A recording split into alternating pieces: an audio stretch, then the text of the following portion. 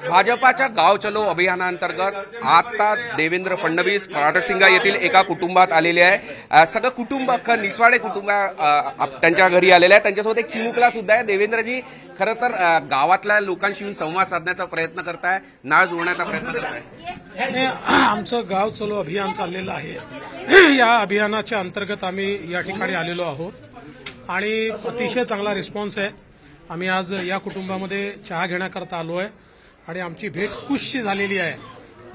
ज्यांनी एक छान चित्र मला काढून दिलेलं आहे, ज्या चित्रामध्ये तो तिरंगा झेंड्यासमोर उभा आहे आणि त्याला सॅल्यूट करतोय।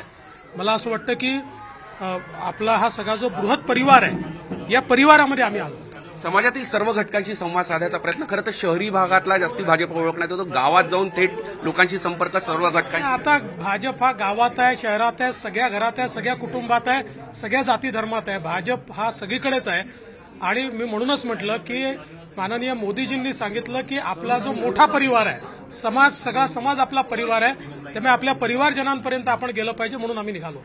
मोदीजींचा कोणता संदेश घेऊन लोकांपर्यंत पोहोचत आहे? एकच संदेश आहे की आपल्याला विकसित भारत घडवायचा आहे, त्याकरता सगळ्यांना मेहनत करायची आहे, सगळ्यांना एकोप्याने राहायचं आहे आणि आपला देश पुढे न्यायचा आहे। आपल्यासोबत खुश सुद्धा आहे। आता तू देवेंद्र काका आणि बावनकुळे दादांसोबत आहे, काय भावना आहे, काय वाटतं तुला? तू आता तिरंगा पण रंगवलाय छान।